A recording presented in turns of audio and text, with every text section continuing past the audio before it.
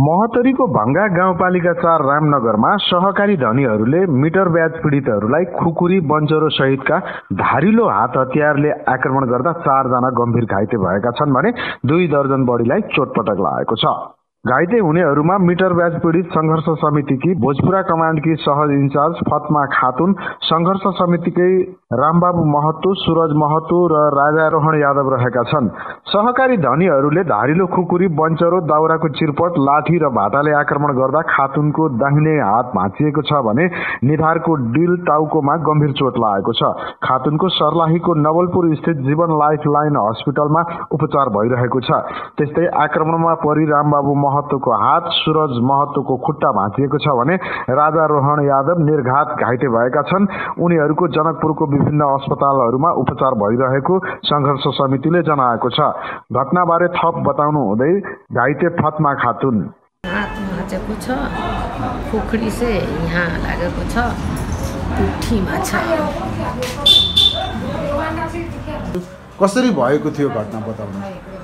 हम गेली मोतरी में पीड़ित के संगे रहली आ खेत जोता के आईली बैंक में सस्ता सहकारी बा नारा जुलूस हम सब लगैली कोर्ट सभा करित रहली। तब घर में से सोझे हाथ हथियार खुकुरी लाके आना धुन चलावे लगलै। कति जना घाइते हुनुभयो तपाईसँग?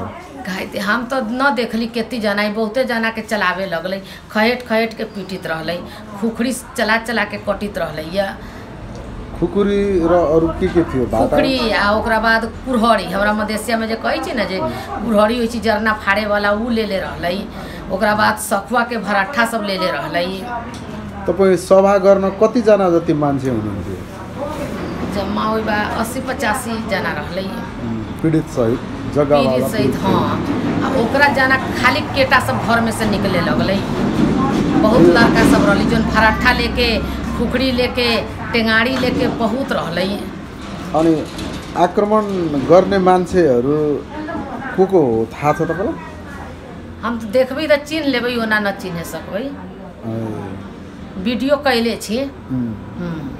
उनीहरूलाई भंगा गाउँपालिका 4 रामनगरमा रहेको श्री नवदीप ज्योति बचत तथा ऋण सहकारी संस्थाका अध्यक्ष समेत रहेका महेश महतो, त्यस्तै घुरण महतो, अर्जुन महतो, रामबाबु राम चमार लगायतको टोलीले शान्तिपूर्ण आन्दोलनका क्रममा आक्रमण गरेको मिटर ब्याज लघुवित्त पीडित संघर्ष समितिका सर्लाही, रौतहट, बारा र पर्सा 4 जिल्लाको प्रमुख इन्चार्ज तैयब मन्सुरले बताउनुभयो।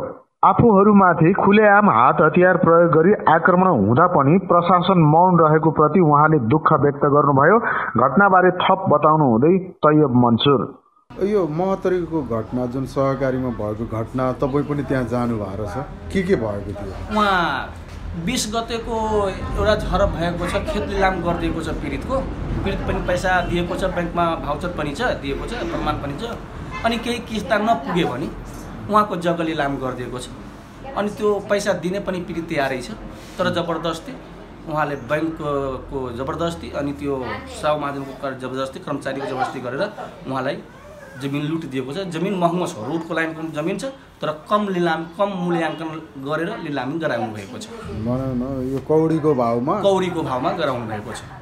तर हामीहरू त आउँदाखेरि हामीहरू बैंकमा बैंक हो कि सहकारी हो? सहकारी हो, लघु सहकारी हो।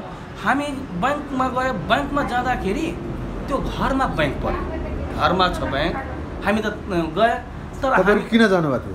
त्यो बैंकलाई चेतावनी दिनको लागि, रिक्वेस्ट गर्नको लागि, हजुर मेरो सम्पत्ति तपाईले लिनुभएको छ, मैले ऋण खाएको छु, मैले तपाईले ढिटोमा जग्गा पनि दिएको छु, तर हामी केही किस्ता बुझाएको छैन भने तपाईले लिलाम गर्ने पाउँदैन। बरु हामी पैसा तयार गरेको छु, तपाई पैसा लिनुस्, मेरो जग्गा फर्काउनुस्। तपाईले करोडौंको सम्पत्ति कौडीको भावमा लिलाम गर्न त पाएन। तपाई लिलामीमा मिलाइदिनु भनेर जानु भएको भन्नुभयो, तर हामीले के सुनेको छ तपाईहरु त्यो सहकारीमा ताला लगाउन जानु भएको? हैन सर, सहकारीमा ताला लगाने गएको छैन। उहाँ सीसी क्यामेरा छ, प्रमाण त्यहाँ भए भने हामी कारबाही भोग्ने तयार छु, कानुन तहत हैन, जे सजाय भएन हामी तयार छु। तर सीसी क्यामेरा चाहिँ तालचा मार्ने गएको छैन।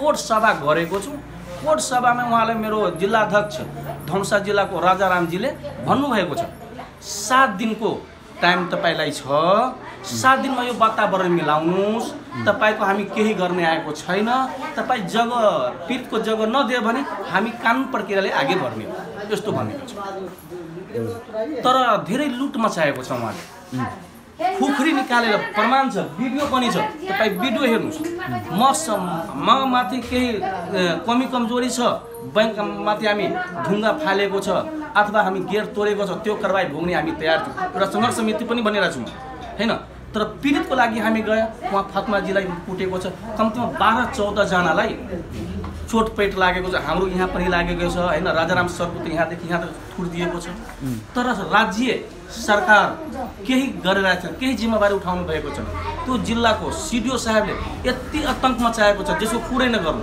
एउटा पनि एक्सन लिएको छैन तर उहाँको एसपी साहेब राम्रो छ एसपी साहेब राम्रो छ तर सिडिओ साहेब के भन्नुभयो के मान्नु के बनाउँनु पीडितको साथ अन्याय भइरहेछ अब लघु विश्वासता मान्छे बी खाइरहेछ घर जग्गा लिलाम गरिरहेछ घर गैस चुला उठाइरहेछ हामी त्यहाँ रोक्दाखेरि हामी अपराधी मलाई भनिरहेछ म भनिरहेछु सर उहाँले अपराधी छ उहाँले तपाईँ अनुसन्धान गर्नु सोधबुझ गर्नु छानबिन गर्नु गरिरहेछ छैन तर हाम्रो पीडितको जबरदस्ती कुटपिट गरिरहेछ सम्पत्ति लुटिरहेछ मारपिट गरिरहेछ बी खाने मजबुर गरिरहेछ गाउँबाट बाहिर बेलगाइरहेछ तर सरकार राज्यले केही सुनवाई गरिरहेछ छैन हामीले के सुनेका छौँ भने जस्तै तपाईहरुलाई जसले आक्रमण गरे नि जुन समूहले आक्रमण गर्यो त्यो समूहको आरोप चाहिँ के छ भने मिटर ब्याजको टोली गएर चाहिँ तपाईहरुले उल्टै उहाँहरुमाथि आक्रमण गर्न खोज्नु भयो त्यसपछि जवाफी आक्रमणमा तपाईहरु घाइते हुनु भएको भन्ने ठीक छ हामी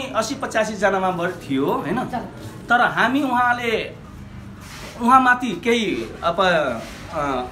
ढुङ्गा फालेको छ तालचा मारेको छ सीसी क्यामेरा छ भिडियो छ प्रमाण छ उहाँबाट हेर्नुस् हामी त्यो सजाय भोग्न तयार छौँ तर उहाँले जे गर्नु भएको छ त्यसको लागि राज्यले उहाँलाई सजाय दिनु पर्यो पीडितको जग्गा फर्काउनु पर्यो यो भ्रष्टाचारी धेरै गरेको छ उहाँले अहिले के घटनापछि के रे उहाँहरू फरार हुनु भएको छ कि फरार भएछन् फेरि आज घरमा गएर आज मोहनजीको घरमा फेरि गएर म गाउँबाट बेलुका आइदिन्छु त्यो बालबच्चाको धम्की दिइरहेछ छोराछोरीको धम्की दिइरहेछ त्यो बुवामलाई धम्की दिइरहेछ यस्तो पनि गरेर खुलेआम घुमिरहेछ तर उहाँको प्रशासन केही गरिरहेको छैन प्रहरीलाई तपाईहरु जानकारी गराउनु भएको जानकारी गरेको छ तर केही सुनवाई छैन प्रहरीबाट टेर्दैन नेताको सोच छ उनीहरूको नेताको सोच छ पैसाको घमण्ड छ त्योबाट काम गरिरहेछ हजुर एउटा कुरा त्यही मान्नु न सिडिओ कार्यालयमा त्यति निवेदन परेको छ नि मिटर ब्याजीको त्यति निवेदन परेको छ तर एउटा निवेदनमा छानबिन गरिरहेछ अब भन्छ प्रमाणै छैन प्रमाण छैन भने हामी एकजना 80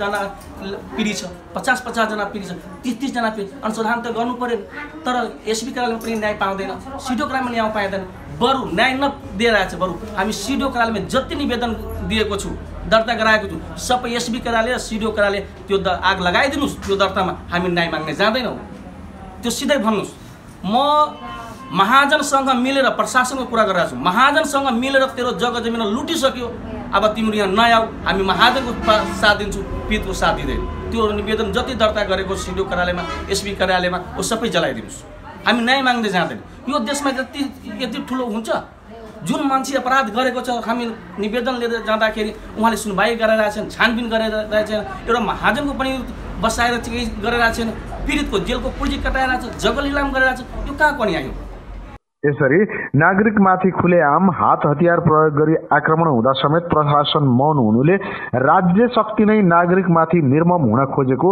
स्पष्ट हुन्छ तसर्थ घटनाको सत्य तथ्य छानबिन गरी दोषी उप कडा भन्दा कडा कारबाही गर्न प्रशासन समक्ष हामी आह्वान समेत गर्दछौं।